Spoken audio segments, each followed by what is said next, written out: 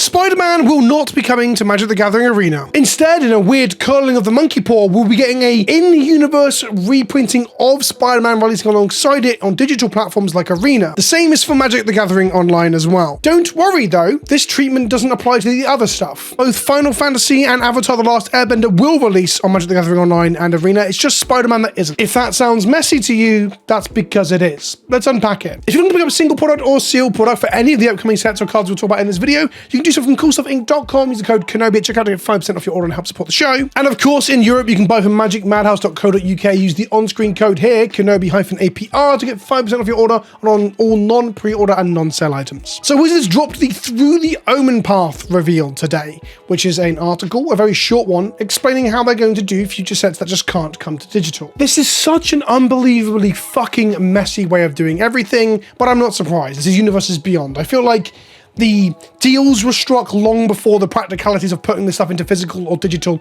was ever really conceived fully. In essence, the Spider-Man set will not come to digital, but instead be reskinned creatively and with art, and in the case of some things, even names to be other cards when they come to the digital client. This is of course similar to how we've had Secret Lairs in the past get reskinned. They were moving the Universes Beyond mechanically unique stuff into Universes Within, if you will, via the list slot and boosters, a project that they just stopped doing recently, which led me to ask the question on multiple occasions across multiple videos and multiple social posts, where the fuck are they going to reprint Marneus Calgar? As a point of reference, the Warhammer decks and all other Universes Beyond stuff that were outside of Secret Lairs, so I'm talking Commander products and draft products like Assassin's Creed, for example, all of these things have had no proper noun reprints into Magic Within canon thus far.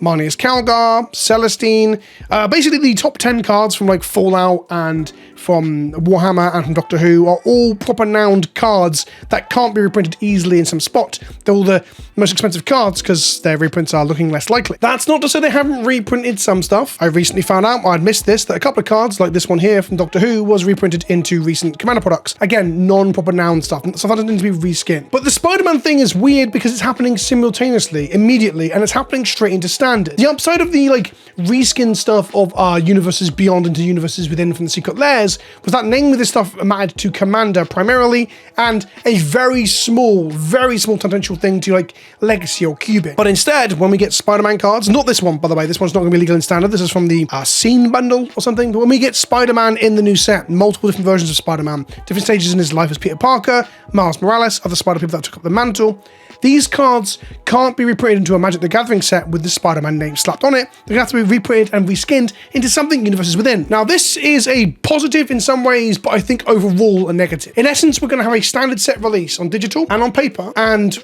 if the legendary card count is similar to old Universes Beyond stuff, as we are expecting with villains and Spider-Mans and such, a load of the cards are going to be named completely different fucking things. And this will be the case across a cohesive standard environment. People will be playing in tournaments on one day on digital, and they're going to the paper event at the weekend. Their decks will be the same, but multiple playsets within their deck will have not only different art, which already has its complications around making the game readable at a distance or quickly. It's mentally taxing for a very minor nitpick. But also, if you think I'm out of breath, I am. I've got a terrible chest infection right now. But beyond that, a load of cards that have proper noun, names from the property, will just have different names altogether. And we're not talking the reskins that we got with Godzilla, because they can't stick Spider-Man in a sub-box underneath, because it still fucks with all the IP and licensing shit. So the upside is they're going to be reskinning everything, so those assets exist. The art, the names, the creative skinning of it all already has happened, and thus they can put them to paper down the line. So we now have a clear-cut path towards things getting reprinted outside of their Universes Beyond original incantations. But now we have a digital platform and a physical platform, if you will, where the decks just won't look the same. Not only thematically and visually, but also from names, which is just the weirdest fucking thing. It's so messy. My assumption is that the Spider-Man cohesive license to get everything you do with Spider-Man was just too expensive. It was way more money than what Wizards of the Coast or Hasbro were willing to spend on the project. With a little bit of conjecture, I'm assuming that's the video game license, which at the moment is probably held by Second Dinner, who make Marvel Snap, or at least in some sort of symbiotic relationship with Marvel to make Marvel Snap. I'm not saying that Second Dinner paid more than Wizards were willing to pay. It might just be a contract that's already in place or subsidized by the fact that the game primarily gives money into the pocket of Marvel or whatever. But ultimately, I'm assuming this is a video game issue. I make this assumption because we've seen in the past that Fallout, Warhammer, and Doctor Who have been problematic in terms of how to get them onto Magic the Gathering Online, but they never showed up on an arena. Instead, only getting skins not skins, sorry, sleeves and cosmetics, no actual cards. And I've always theorized it's because of the way that MODO works compared to Arena in terms of a digital platform is significantly different. One is a trading card approximation of Magic. That's Magic the Gathering Online. The other one is a digital object video game with no like emulation going on. It is a full-on video game version of Magic. And thus I just assumed they work differently, and that's why we never had Fallout, Warhammer, or Doctor Who show up on the client, available for at least being played in Brawl or similar. Again, just some theorizing, some conjecture. But ultimately, it just feels so unbelievably messy when you're trying to invigorate Standard. Really, ultimately, like the cleanest way this could have been solved is just not to put all your Universes Beyond stuff through Standard. That's like the easiest way not to make this fucking mess. And of course, there are messier ways they could have done this. They could have just not had Spider-Man on the client and made paper Standard and digital Standard completely fucking different, which would have been worse. There are a million ways they could have done this worse, but that doesn't make this any better. It doesn't make this feel any better. And to be clear, as someone who is a Universes Beyond fan and a big fan of cape shit and Spider-Man and stuff, this isn't just because of Spider-Man that I'm saying it's messy and a bad look. If you theorize that this was like Spider-Man did make it and Airbender didn't, we'd still have all the same issues of just dozens and dozens of playable Standard cards, legendary named creatures having completely different names on the digital platform to the paper platform. And just think of some of the complications around this. Writing up deck lists and putting them on Moxfield now, you know, half your cards have different fucking names. Looking for a card to buy when you've been playing it digitally and having to figure out what the real world name is. Hell, I can't remember the fucking actual names of legendary creatures at the best of times because I have a real bad problem processing names. Now I've got to remember like Spider-Man, the Inglorious Arsehole, and then in a different platform it's actually Bob the Chartered Accountant. This is too much for me because I'm an old man and my mind is not what it used to be. And then beyond that, on a selfish perspective, like think about content. Like we're making a video about a new card spoiled or being played or seeing play in a certain format online, and then you want to put like, you know, Spider-Man the Big Dicked in the thumbnail. But the truth is, like in the game and what people are playing online, they're searching for Charlton the Well-Endowed, which is now the new name for Spider-Man the Big Dicked. Do you see how like fucking unnecessarily complicated that gets for like your ecosystem? Not only for like the content creators like myself from a very selfish perspective, but from people just learning and understanding and discussing your game. I guess the way that this like really rubs me up the wrong way and really grinds my piss is that it's like you're burning the field to make profit, right? And instead of considering like I said, the ecosystem, the conversations and the discourse people can have, the cohesive idea of having game knowledge across multiple formats and multiple systems, you just throw that out, the baby with the bathwater, if you will, in the pursuit of profit. But there's always been problems with Universes Beyond. As someone who is pro Universes Beyond overall, I'm starting to become, there seems to be a lot more problems that like crop up over time, right? There's always been problems, but it just seems like every fucking couple of months we get a new one rearing its ugly head because licensing just doesn't allow Wizards to actually use the cards properly. Whether that be in reprinting them with the names on them, which we already knew was kind of an issue, or getting them onto the digital platforms, which I thought was an issue that they had maybe ironed out.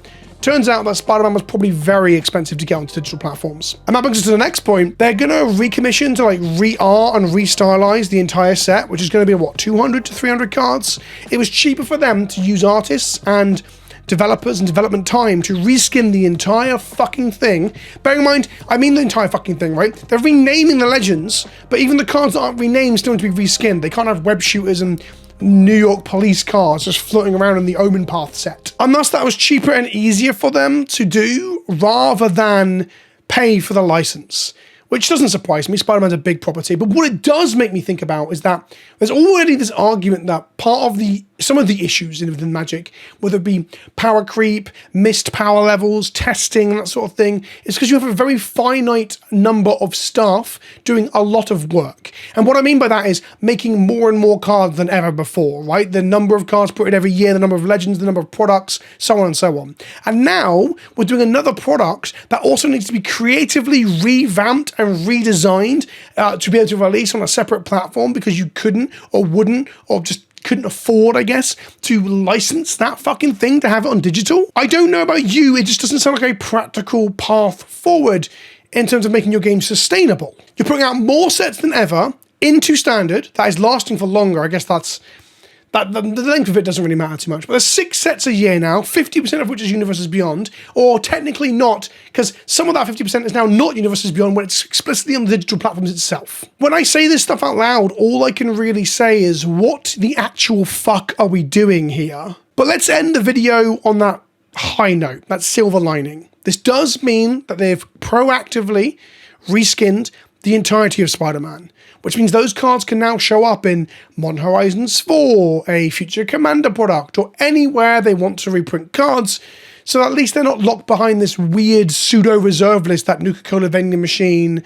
and fucking Marnia's Cowguy and Celestine and the Bloodthirster are. Like, I am assuming all those cards will get reskinned eventually. They're going full hog now by reskinning an entire set at once. That is a good thing. That is a positive silver lining to this, even if it is probably a whole load of extra work for people that are already overworked. It's just fucking messy. I've always wanted Magic in its digital and its physical guises to be uniform, so that Magic can be this great expansive game that we can dip into in different places and we can transfer knowledge about and discuss holistically or in depth. We can go into our own like idio cultures and idio formats, but then rejoin to converse about Magic. And now we have this thing where our digital platforms have completely different art sets and then a load of name sets on top of that for the same fucking thing. Like, it's just a dog shit idea. Like a terribly, terribly dog shit idea. I did say I had on the silver lining, but I went back to the negative bit, didn't I? Anyway, let me know what you think in the comment section below, and I'll see you tomorrow for some, oh fuck, Commander unbans.